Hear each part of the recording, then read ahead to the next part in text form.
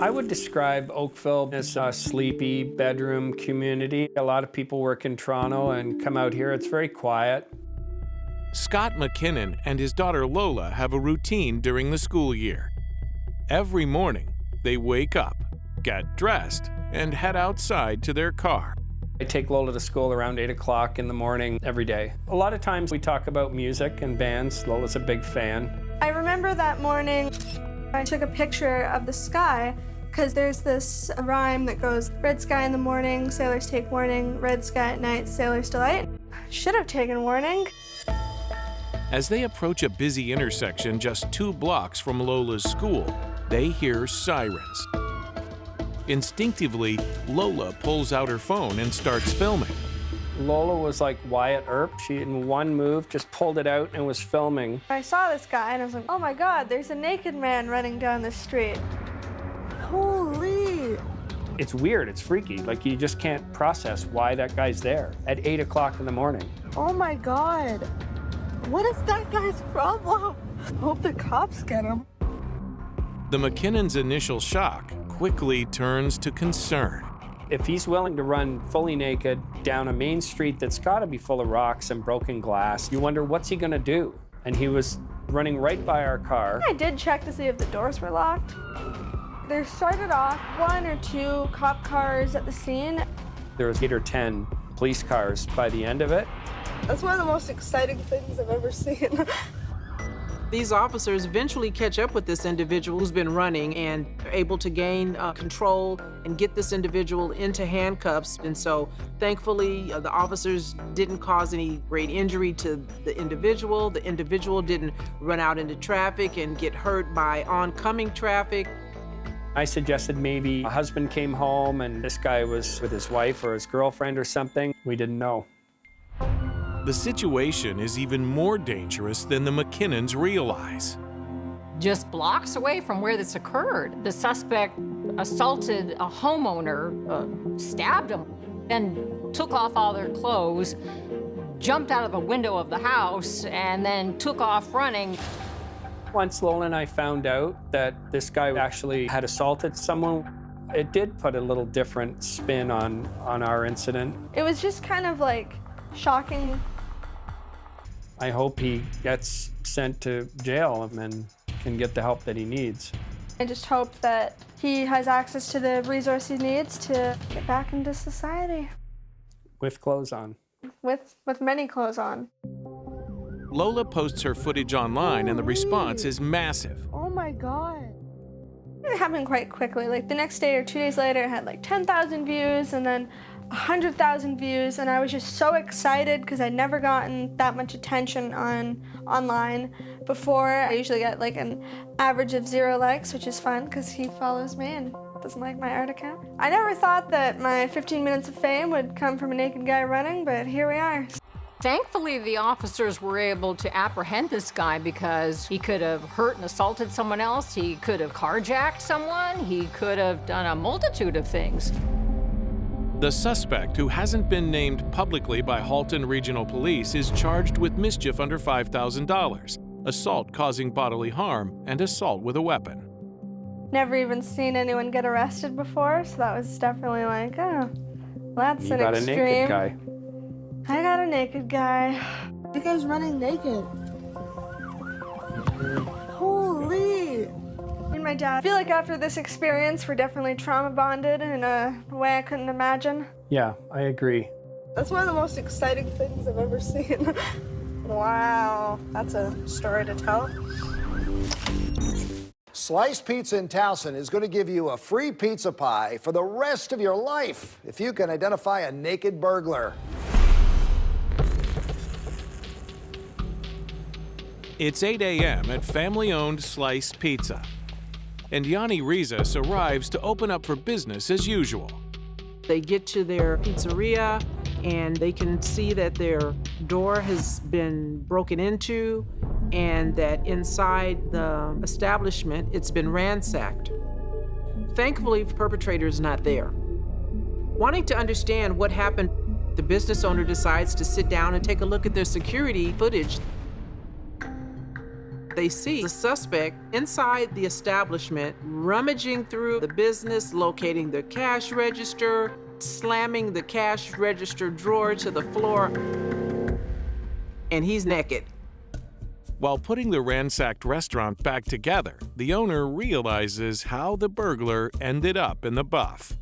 To come in from the roof, his pants got stuck in the ductwork, so he had to climb out of those, and he actually fell into slice. So I guess he was going commando because he was running around naked in the back. He realizes the burglar had come in through the heating vent. And as he lands on the floor with no pants, so what does he do? He decides to be consistent. He takes off the rest of his clothes. Why? Who the heck knows? This perpetrator was thinking that he could be surveilled because he's trying to shield his identity by putting his clothing over his head. The suspect takes a little bit of cash and some checks, and then he leaves. With footage of the perpetrator, the restaurant owner contacts police in hopes he can be quickly apprehended. The business owner doesn't just have the security footage. He tells them about a suspicious car that was lurking in the alleyway. The business owners offer a reward. Anyone who can provide information that will lead to the identity of the suspect is promised pizza for the rest of their life. Unfortunately, a lifetime of cheesy goodness fails to entice anyone to come forward with information. But a few days later, police get a break when the suspect tries to make his naked gambit pay off. He takes one of the stolen checks to the same bank that the business owner uses and tries to cash it. So this provides a great link for law enforcement because the bank video footage shows the same vehicle that was mentioned by the business owner. So the perpetrator just keeps going to places with cameras to commit his crimes. Police link the car to 23-year-old Jonathan Newman, and it's his nakedness that unrobes his anonymity. I think what the perpetrator didn't think about was all the identifying marks on his body in the form of tattoos. If you're going to commit a crime like this, don't have so much ink. 11 days after the burglary, police locate Newman in a surprising place. What was ironic is that police officers located the suspect behind the pizza establishment where he had committed the crime about a week later. Jonathan Newman is charged with second and fourth-degree burglary, malicious destruction of property, theft, and forgery. He pleads guilty and is sentenced to 10 years in prison, with all but 3 years suspended. Initially, the business owner offered free pizza for life for anybody that helped capture this guy. But when the police did it, he went ahead and offered the police free pizza for a month. I would have been in that place every day. Incredible video of a naked man on a rampage in Orange County. That man stripped off all of his clothes in this field behind me, then he jumped over the fence. It was a naked rampage unlike anything we've ever seen before. It's shortly before midnight when Clarissa Vidrio leaves her home and enters her complex's parking lot. Like most nights, she is off to her shift as an overnight security guard. As she enters her car, all of a sudden, there's a commotion in the stall immediately adjacent to hers.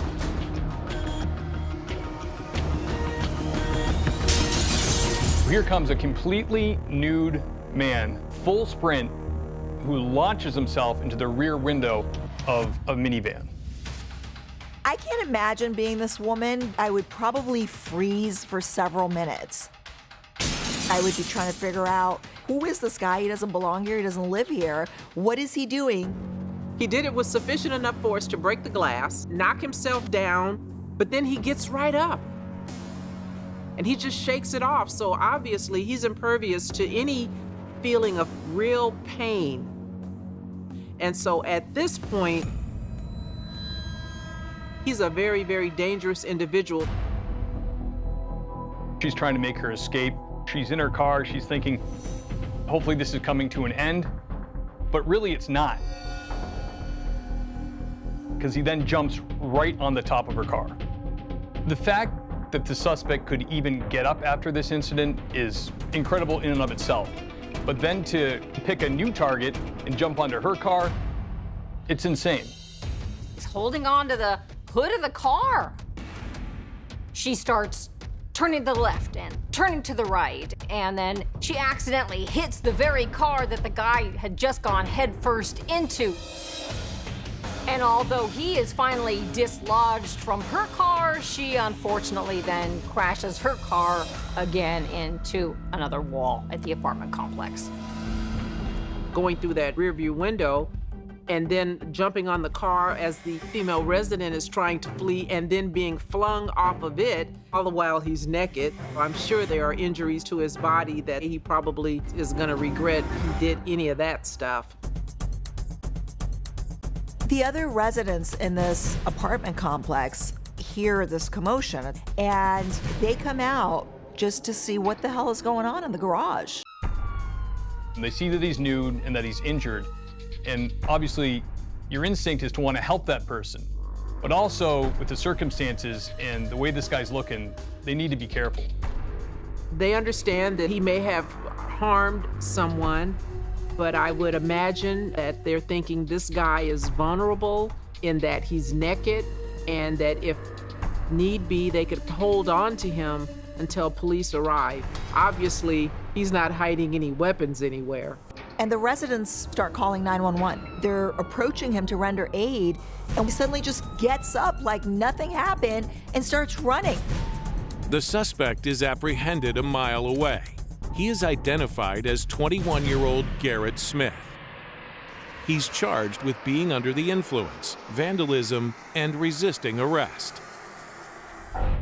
What this female resident did is appropriate for the circumstances. I would tell my wife to do the same thing. Get out of there as quickly as possible, any way that you can. Honestly, thought I was dead. I was gonna die that night. You might laugh and think it's funny how the guy just gets up, falls down, gets up, fall down. But there's also someone else in this story, the woman who felt like she was held hostage in that car while this was happening. Clarissa attests to this on the local news. It's hard for me to come outside at night the way I used to. I need someone to come with me.